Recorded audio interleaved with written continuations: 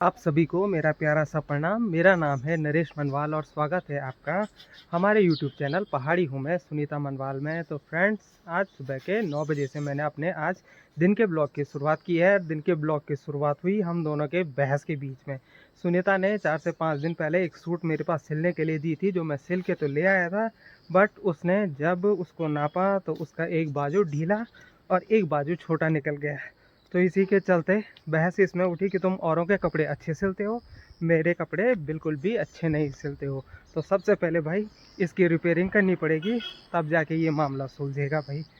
तो आज का मौसम कुछ इस प्रकार से है। बारिश तो नहीं गिर रही है फ्रेंड्स, लेकिन मौसम बहुत ही ठंडा हो रखा है, धूप नहीं खिल रखी है। और ये रहा हमारे भुट्टे का सगवड़ा। तो इसमें भी लगभग आधे महीने बाद ना काफ़ी सारे भुट्टे लग जाएंगे। छेमी की बेल हैं जिन पे लगभग ये काफ़ी सारी छेमी भी लग रखी है। तो हमने लगभग 2 से 3 किलो छेमी तो अपने ही वाले खेत से सब्जी के तौर पे खा भी ली हैं। तो इस साल हमारी छेमियाँ काफ़ी अच्छी हुई और संतरे भी इस साल काफ़ी अच्छे हो रहे हैं। और वो देखो मेरी तरफ ईंट दिखा रही है, जिससे सिलवट्टे का लोड़ा नहीं होता है जिससे मसाले पीसे जाते हैं, उसको दिखा रही है मेरे ऊपर मारने के लिए कि मेरी सूट ख़राब सिल दी है। तो सबसे पहले चलते हैं और इस सूट की रिपेयरिंग करते हैं भाई। बाय। है पिनाले का पत्ता, हिंदी में इसको अरबी का पत्ता बोलते हैं। हम बचपन में क्या किया करते थे ना, इसमें पानी डालते थे तो इसमें पानी नहीं अटकता था, तो काफ़ी देर तक हम इससे ऐसे ही खेलते रहते थे इसके अंदर पानी डाल के। और कभी कभार जब बारिश गिरती थी ना तो हम इसका छाता भी बनाया करते थे। तो इससे काफ़ी पुरानी यादें जुड़ रखी हैं हमारी बचपन की। तो फ्रेंड्स, दुकान पे आके जो मैंने सबसे पहले बनाई वो ये गद्दी बनाई। ये किसी ड्राइवर की डिमांड थी कि मेरी गाड़ी की सीट के लिए एक बढ़िया सी गद्दी बनाओ, तो ये गद्दी मैंने अभी अभी तैयार की है। और साथ ही आज अंश और अवनी के जो आधार अपडेट किए थे था, तो इनके आधार कार्ड भी पहुंच गए हैं।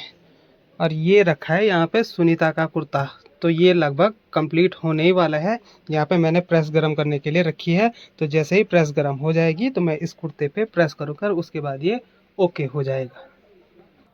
तो बहुत दिक्कत आती है ना जब कोई सूट थोड़ा बहुत आगे पीछे या आड़ा टेढ़ा हो जाता है ना, तो उसके बाद उसको एडजस्ट करना।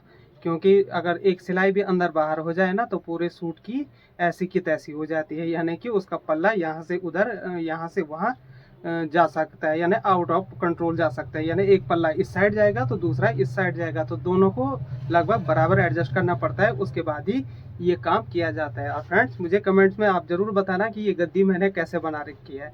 तो दुकान से जैसे ही घर आया तो मैंने सोचा एक राउंड थोड़ा गौशाला की तरफ मारा जाए कि यहाँ पे इस बार क्या क्या सब्जी हो रखी है। तो ये यहाँ पे कद्दू की बेल है, इसमें भी ये पहला फूल लग चुका है। और साथ ही ये मीठा करेला है जो उस ठेलके के पेड़ के ऊपर गया है। और ये यहाँ नीचे मिर्च बो रखी हैं। तो ये जो पुदीने का पेड़ है ना, इसको ऊपर छत में उगाने के मैंने कई प्रयास किए लेकिन नहीं हुआ। तो सुनीता ने कहा मैं इसको गोबर में लगाती हूँ तो ये सही हो जाएगा। और साथ ही मुझे एक बात का बहुत ज़्यादा दुख हुआ आज। ये पता नहीं किसी आने जाने वाले ने ना ये माल्टे की टहनी खींच ली थी हमारी। और पता नहीं कौन था इतना बदतमीज इंसान।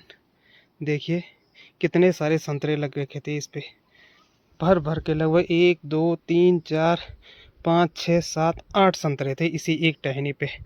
ये पूरी टहनी तोड़ ली किसी ने खींचने के चक्कर में। देखिए, तो अगर ये पक जाते तो किसी के तो हिस्से में आते ये। तो ऐसे ऐसे नुकसान करने वाले भी रहते हैं। बाकी इस पेड़ पे भी अनार तो लगते हैं, लेकिन लगने के बाद पता नहीं क्यों इसमें कीड़े पड़ जाते हैं। मैं इस चीज़ का काफ़ी पहले से इस रीज़न को जानने की कोशिश कर रहा हूँ भाई।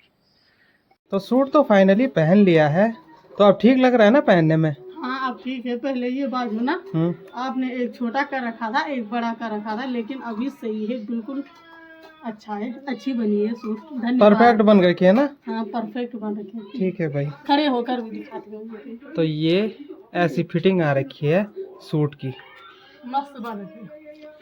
तो सुबह में अच्छी खासी बहस हो गई थी, जबकि मैंने कहा था सब ठीक हो जाता है भाई, जहाँ पे गड़बड़ी होती है टेलर के हाथ की बात है, तो कुछ भी एडजस्ट कर सकते हैं। पर खैर सूट तो बन गई, यही गनीमत की बात है। शाम के हो गए हैं 4:50 और ये अभी एक खूबसूरत सा मौसम बन रखा है। और मैं आपको एक चीज़ दिखाना चाहता हूँ।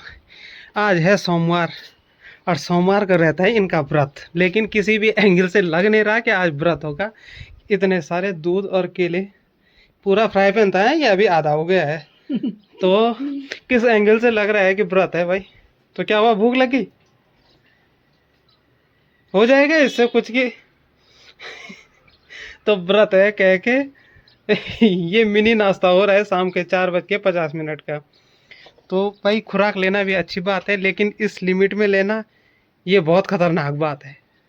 तो क्या फ़ायदा व्रत रख के जब पेट ने भरा ही रहना है, हैं? ये केले की चुस्कियों के साथ, दूध की चुस्कियों के साथ चीनी मिला के मज़े से, वाह, ये होता है व्रत है। तो फ्रेंड्स आज मंडे है, तो सुनीता का फास्ट रहता है इस दिन, तो शाम की सब्ज़ी मुझे बनानी पड़ती है। तो मैं बना रहा हूँ आज शाम की सब्ज़ी में पनीर और छोले मिक्स करके। तो ये मैंने ऑलरेडी यहाँ पे छोले बॉयल करके रख दिए थे, ये काले चने हैं, और साथ में ये पनीर का पैकेट रख रखा है। तो इन दोनों को मैं आज मिक्स करके बनाऊंगा। फिर लास्ट में आपसे एक बार रेसिपी ज़रूर दिखाऊंगा कि मैंने कैसी बना रखी है ये। तो सुबह मैंने आपको जो खेत दिखाया था ना, हमारा जो छेमी का खेत था, तो अभी सुनीता यहाँ से छेमी निकालने की तैयारी कर रही है सब्जी के लिए।